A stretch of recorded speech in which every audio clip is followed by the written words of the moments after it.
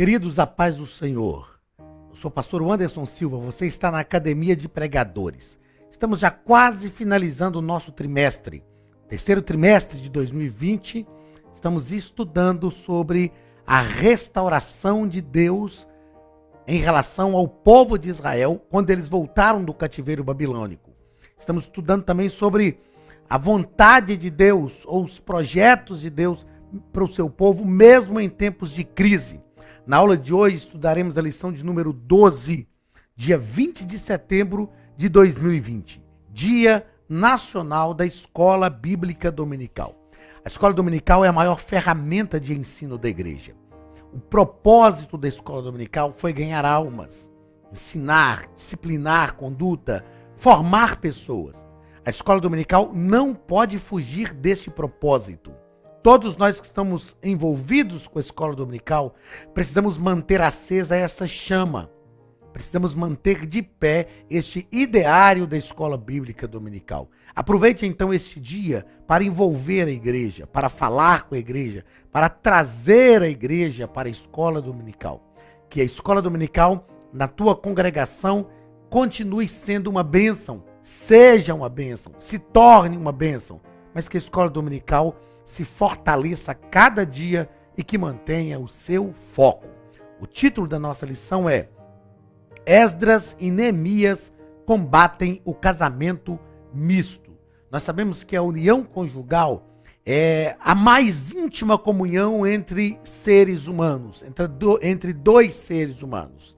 E sabemos que o propósito de Deus para o casamento é heterossexual. Sabemos que o propósito de Deus para o casamento é um homem para uma mulher.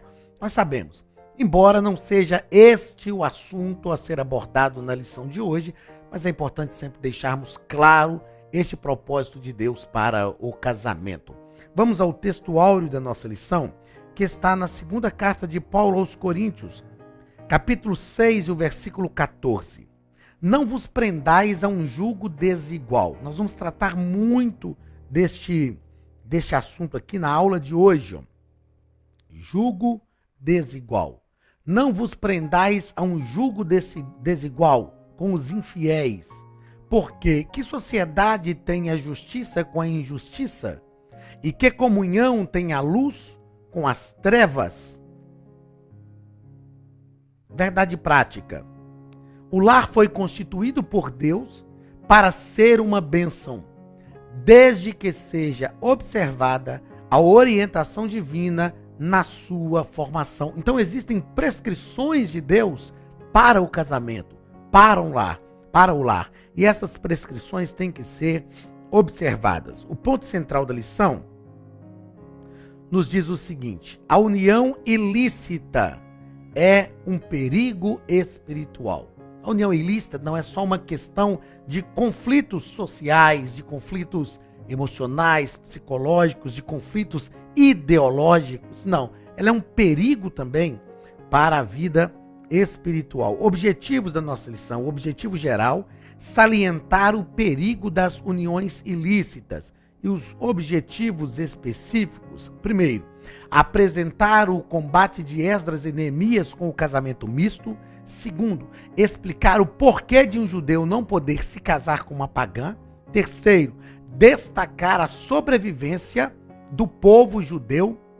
Quarto, aconselhar a respeito do casamento de crentes. E quinto, incentivar a espera em Deus. Nós vamos então para a leitura bíblica em classe, que está em Esdras, capítulo 9, versículo 1 ao 4, Neemias, capítulo 13, versículos 23 a 26, capítulo 9 de Neemias, versículo 38, capítulo 10 de Neemias, versículo 1, versículo 29 e versículo 30. O texto nos diz o seguinte: acabadas, pois, estas coisas, chegaram a mim os príncipes dizendo: o povo de Israel e os sacerdotes e os levitas não se têm separado dos povos destas terras, seguindo as abominações dos cananeus, dos heteus, dos ferezeus, dos jebuseus, dos amonitas, dos moabitas, dos egípcios e dos amorreus. Porque tomaram das suas filhas para si e para seus filhos, e assim se misturou a semente santa com os povos destas terras, e até a mão dos príncipes e magistrados foi a primeira nesta transgressão, ou seja, foi uma falha generalizada. E ouvindo eu tal coisa, rasguei a minha veste e o meu manto, e arranquei os cabelos da minha cabeça e da minha barba, e me assentei atônito. Então se juntaram a mim todos os que tremiam das palavras do Deus de Israel, por causa da transgressão do cativeiro. Porém, eu me fiquei assentado atônito até ao sacrifício da tarde. Vi também, naqueles dias, judeus que tinham casado com mulheres asdoditas, amonitas e moabitas, e seus filhos falavam meio asdodita, e não podiam falar judaico, senão segundo a língua de cada povo. E contendi com eles, e os amaldiçoei, e os espantei, e espantei alguns deles, e lhes arranquei os cabelos, e fiz jurar por Deus, dizendo: não dareis mais vossas filhas e seus filhos, e não tomareis mais suas filhas, nem para vossos filhos, nem para vós mesmos. Porventura, não pecou nisso Salomão, rei de Israel, não havendo entre muitas nações rei semelhante a ele, e sendo amado de seu Deus, e pondo-o Deus rei sobre todo Israel? E contudo, as mulheres estranhas o fizeram pecar. E com tudo isso, fizemos um firme concerto, e os escrevemos, e selaram-no os nossos príncipes, os nossos levitas e os nossos sacerdotes. E os que selaram foram Neemias, o Tirsata, filho de Acalias, e Zedequias. Firmemente aderiram a seus irmãos, os mais nobres entre eles, e convieram num anátema e num juramento de que andariam na lei de Deus, que foi dada pelo ministério de Moisés, servo de Deus, e de que guardariam e cumpririam todos os mandamentos do Senhor, nosso Senhor, e seus juízos e seus estatutos, e que não daríamos as nossas filhas aos povos da terra, nem tomaríamos as filhas deles para nossos filhos. Uma das ordens mais incisivas de Deus para o povo de Israel, até para que eles fossem um povo realmente separado por Deus e separado para Deus, é que eles tivessem cuidado com as questões conjugais. Eles não deveriam se unir a outras mulheres, eles não deveriam se unir a outros povos. Deus sempre teve muita cautela, e as ordens de Deus em relação a isso sempre foram firmes, severas, claras e concisas. E o povo de Israel não poderia se misturar. Nós vemos que, após retornarem do cativeiro babilônico, eles se misturaram com os povos daquela terra. E nós percebemos que Esdras, ele vai para Jerusalém, como nós falamos aqui, cerca de 79 anos, aproximadamente, depois que o povo já tinha ido. E quando ele chega, lá já estava feita a mistura. Neemias também vai para Jerusalém, 13, 14 anos depois que Esdras, ou aproximadamente 93 anos depois que Esdras havia chegado. E quando ele chega, a situação ainda era uma situação complicadíssima nesse aspecto. Com Esdras, o povo começou a abandonar essa prática. E com Neemias, realmente houve um abandono das mulheres pagãs e Deus restaurou de forma plena o seu povo. Vamos aos comentários da nossa lição. E o nosso comentarista, na nossa introdução, ele vai dizer o seguinte: na lei de Deus,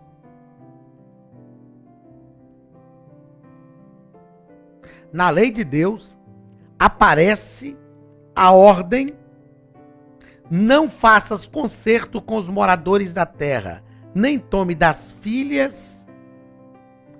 de suas filhas para os seus filhos. Esta era uma ordem de Deus. Eles não deveriam fazer isso. Eles deveriam se guardar. Eles não deveriam fazer casamentos mistos. O povo começou a seguir as abominações dos povos que estavam na terra. Sem dúvida nenhuma, Deus sabia que isso ia acontecer, não é? Primeiro, que ele é realmente onisciente.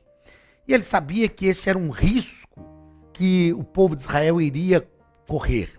Ao se casarem com os povos daquelas terras ali, eles naturalmente, isso ocorre de forma natural. É muito comum quando nós começamos a conviver com alguém, nós começamos a praticar até as práticas que essa pessoa também tem. Neste caso aqui não era só uma convivência, neste caso aqui era um ajuntamento de verdade, era um casamento, não é? E Deus então proíbe que eles se casassem a fim de que isso não acontecesse. Esdras e Neemias, primeiro ponto, combatem o perigo do casamento misto. Primeiro parágrafo vai tratar sobre a ira e a reação de Esdras. Então, primeiro, o nosso comentarista vai tratar da chegada de Esdras, a maneira como ele age.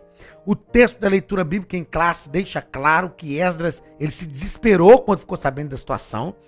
Eu fiz aqui a observação que Esdras foi enviado justamente para ver essa condição do povo, como o povo estava, como era essa relação espiritual do povo, porque a relação conjugal estava intimamente ligada a essa relação espiritual, e ele chega e ele percebe que havia ocorrido uma bagunça, uma baderna.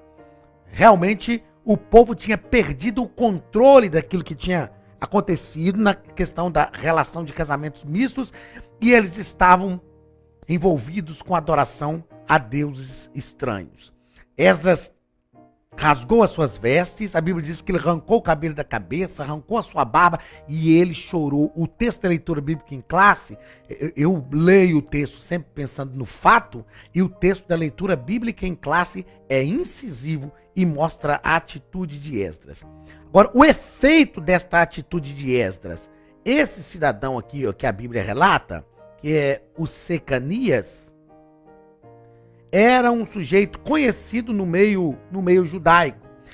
Quando eles veem aquela atitude de Esdras, isso foi tão estarrecedor, isso foi tão impactante, que muitos se juntaram a Esdras, se condoeram com ele. E esse Secanias, que era um cidadão que havia feito casamentos mistos, ele se aproxima e propõe que fosse solucionada a situação.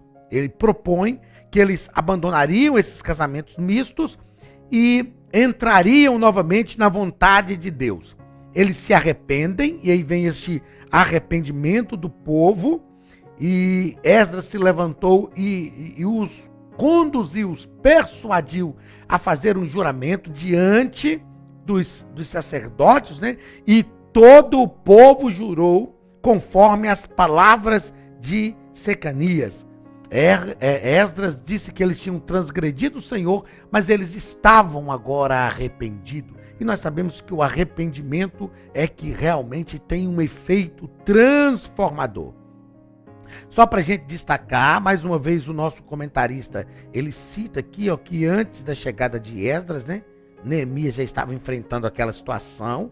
Nós já destacamos isso aqui na lição passada, que Neemias não estava ali mas quando Esdras chega, a gente vai ver depois que Neemias chega, mais de uma década e meia depois, há também novamente esse arrependimento, porque o povo de Israel, eles viviam nessa vida de altos e baixos, se arrependiam, depois retomavam algumas questões e depois se arrependiam de novo. Era a paciência, a longanimidade de Deus estava sobre a vida dele. Segundo ponto, porque o judeu não devia casar com uma mulher pagã.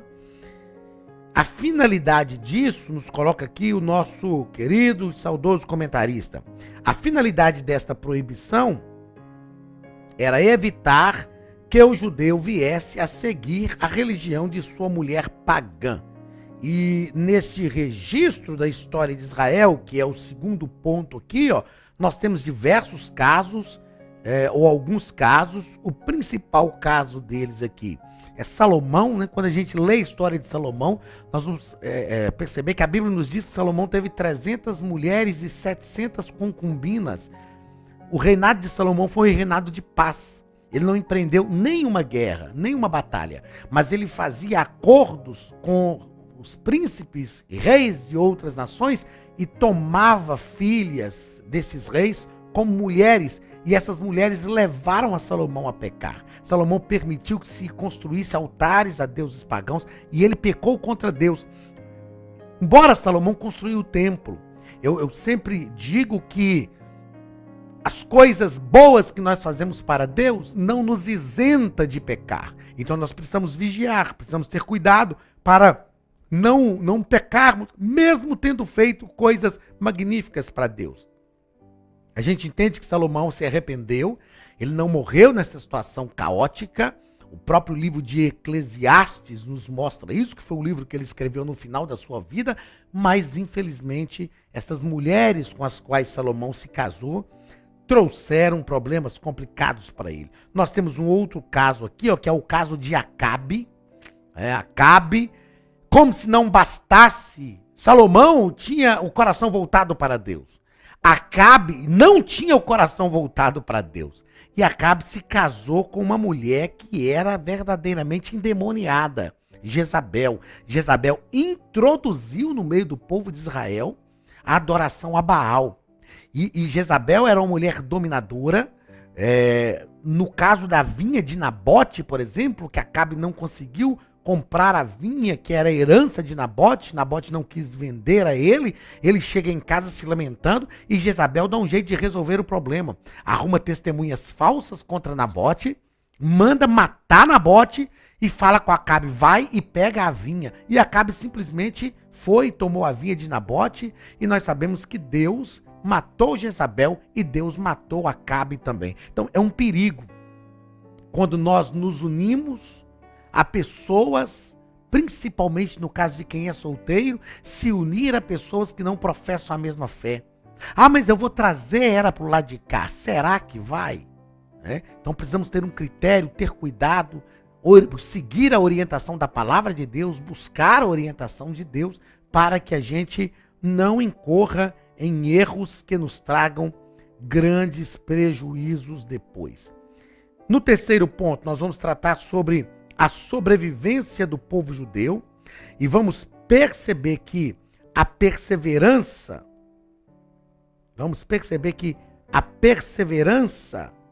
ou a preservação do povo judeu é considerada um milagre. É considerado um milagre. Quando estudamos a história do povo judeu, nós sabemos que desde o início, desde os primórdios da história do povo judeu, sempre houve uma ação diabólica na tentativa de exterminar este povo. O Antigo Testamento está recheado disso. O Novo Testamento também nós vemos estas ações, não é? Depois da nossa era também nós temos o Holocausto, né? A Segunda Guerra Mundial, que Hitler realmente produziu um holocausto, 6 milhões de judeus foram mortos, então algo assim inimaginável, mas os judeus se espalharam no mundo, ficaram um tempo sem nação, voltaram depois e em 1948, dia 14 de maio, foi declarado nação e os judeus estão aí vivos porque eles têm a promessa de Deus. A sobrevivência do povo judeu é realmente um grande milagre. É um milagre. Eles sobrevivem porque o Senhor é com eles, porque a mão de Deus está sobre a nação e tem guardado a nação de Israel diuturnamente. Quando a gente estuda a história do povo judeu, por exemplo, e estuda a Guerra dos 6 Dias, meu Deus, leia documentários, assista documentários sobre a Guerra dos 6 Dias e você vai ver como a mão de Deus preservou realmente a vida de cada judeu, como a mão de Deus esteve sobre a vida deles. O quinto ponto, ou quarto ponto da nossa lição,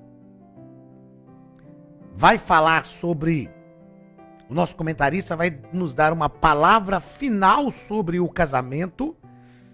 E embora esta lição tenha 5 pontos, os pontos são mais sucintos e por isso os nossos comentários também estão sendo assim. No quinto ponto aqui, ou no quarto ponto, é uma palavra final do nosso comentarista sobre casamento. E ele vai tratar aqui sobre como deve ser o casamento dos filhos de Deus, a orientação bíblica que a palavra de Deus dá para todo crente, né? Esta união dos cônjuges é a mais perfeita, eu disse e repito, a mais perfeita união entre dois seres humanos. O casamento não pode ser feito em julgo desigual, é claro, casamento de crentes com ímpios, esse casamento é reprovado pela palavra de Deus. A orientação que a gente sempre dá aos jovens é que é preciso ter um cuidado muito grande nisso. A gente sabe que hoje isso ocorre, a revista foi escrita em 1993 e é o mesmo comentário que serve, se aplica nos nossos dias. A gente sabe que, eu sei disso porque há 27 anos atrás eu era adolescente e a gente tinha um critério muito maior na questão de começar a namorar. A gente, naquela época, adolescentes e jovens, tinha um critério muito maior em relação a começar a namorar com pessoas não crentes. Hoje, eu vou dizer que, infelizmente, isso tem acontecido com uma frequência maior. E não tem como a gente fugir da realidade que acontece hoje. Em princípio, a primeira orientação prioritária para os nossos jovens, já que estamos tratando nesse trimestre com essa revista para jovens e adultos, essa edição especial da CPAD, a orientação para os nossos jovens é que não façam isso. Procure no meio do povo de Deus, procure uma moça, a moça procura um rapaz, no meio do povo de Deus, Deus tem estas pessoas. Ore a Deus em relação à sua vida afetiva, peça a Deus que direcione as coisas. A gente tem diversas experiências nesse aspecto. Eu me lembro do Guilherme, hoje, pastor Guilherme, meu amigo lá de Nova Friburgo, que é um pastor atuante na igreja. O Guilherme era solteiro, aí namorava mais a Mariana, e depois eles terminaram, né? E aí ele conversou comigo um dia, pastor, eu gosto da Mariana. Eu falei, meu filho, vai orar, pedir a direção de Deus. E ele orou e casou com a Mariana, agora já tem um filho, são uma bênção. O Guilherme e a Mariana são 2 meninos, né? Um menino e uma menina, são lindos, maravilhosos, um jovem casal que eu tenho um carinho no coração, como se fossem filhos queridos, né? Estão lá em Nova Friburgo, fazendo a obra de Deus, um casal unido pelo Senhor. É claro que os problemas virão, as dificuldades do relacionamento virão, não é porque se casaram e são 2 crentes, obreiros, valorosos na obra de Deus, que não vão deixar de ter problemas de relacionamento. Os problemas existem, mas eles casaram dentro de um só propósito, com a mesma visão. Então, meu querido jovem, moça, rapaz, Deus tem isso também para a sua vida. Deus tem um homem de Deus para a sua vida, minha filha. Deus tem uma mulher de Deus para a sua vida, meu filho. Deus tem homens e mulheres abençoados para se unir a mulheres e homens também abençoados por Deus. Então, é preciso que a gente priorize isso. Agora, pastor, eu estou namorando já com um rapaz que não frequenta a igreja. O que eu faço? Ore a Deus. É claro que a prescrição da palavra de Deus está acima de todas as coisas. Mas ore a Deus, ore ao Senhor, busque forças em Deus e soluciona esta situação. Soluciona esta situação. Eu seria hipócrita aqui e eu sempre digo que a gente precisa ser verdadeiro, eu seria hipócrita aqui se eu não dissesse que eu já vi alguns casos, que são exceções, de pessoas crentes que se afeiçoam a pessoas não crentes e este relacionamento acaba sendo um instrumento de Deus para trazer a pessoa que não é crente para o evangelho. E eu conheço alguns casos, repito, são exceções, mas alguns casos que essas pessoas que vieram para o evangelho, tragas por este relacionamento afetivo, se tornaram obreiros e obreiras valorosas na casa de Deus. Mas são exceções. Nós precisamos lidar com aquilo que é regra, que é norma. E a norma da palavra de Deus, as prescrições da palavra de Deus, é que a gente não se una a julgo desigual. Eu penso também que este é um momento oportuno de nós tratarmos sobre essa questão de julgo desigual. O julgo desigual, nós tratamos simplesmente de pessoas crentes com pessoas não crentes, mas o julgo desigual também, muitas vezes, é estabelecido em projetos. Pessoas crentes que estão se casando, ambos os cônjuges, ambos as partes, né? Os namorados aí, o rapaz e a moça são crentes, mas vivem em julgo desigual, porque um pensa uma coisa, outro pensa outra. Por exemplo, o rapaz quer uma futura dona de casa, rainha do lar, que a moça se torne uma esposa e que trabalhe dentro de casa, que não trabalhe fora. Aí de repente a moça quer ser uma empresária, quer ser uma juíza, quer ser uma advogada, quer ser alguém que trabalhe fora. Vamos gerar conflitos aí. Então é preciso que haja um diálogo. O namoro não é para extrapolar a liberdade, né? O namoro não é para viver maritalmente. É justamente para esse alinhamento de projetos, de ideologias. O que eu quero, o que eu espero, o que você espera é o que deve acontecer no namoro, a fim de que todo esse conjunto de fatores que podem culminar em um julgo desigual seja dirimido. Ah não, de repente, não vai dar. Eu até gosto de você, mas o seu projeto é diferente do que eu tenho como projeto de vida. Então vamos cada um seguir o nosso caminho e nós vamos ser felizes. Deus vai prover pessoas para estarem ao nosso lado, para nos ajudar na nossa caminhada. Então é preciso alinhar esse tipo de coisa.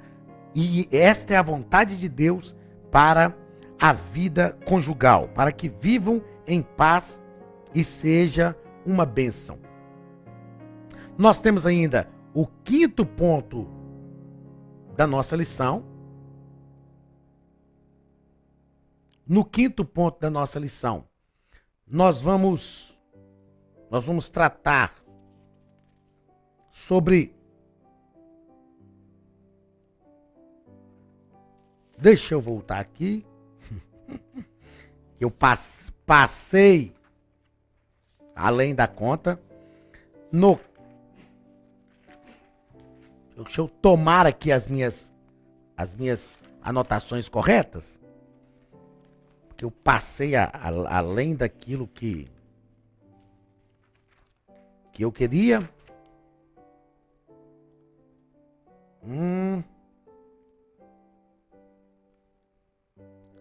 No quinto ponto, deixa eu voltar lá na nossa lição de número 12, que é onde nós estamos. 11, lição de número 12.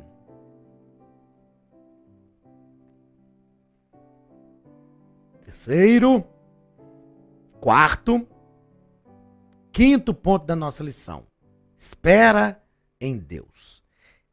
Eu sei que já existe um movimento no Brasil chamado Eu Resolvi Esperar, e é um movimento interessante que envolve os nossos jovens, e é importante que os nossos jovens realmente esperem em Deus, esperem no Senhor. É preciso orar pedindo a Deus que prepare um cônjuge.